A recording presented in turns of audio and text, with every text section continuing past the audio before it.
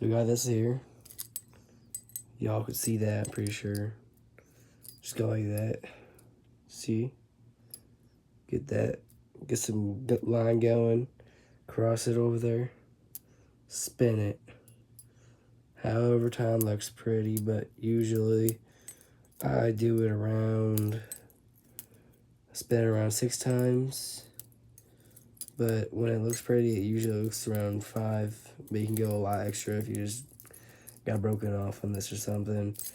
It works with braid all the time. It's about like, I didn't count.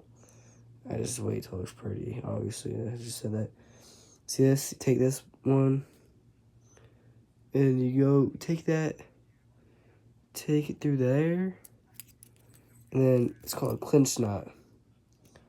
So if you want to do an improved clinch knot, you take it to this, through this other loop.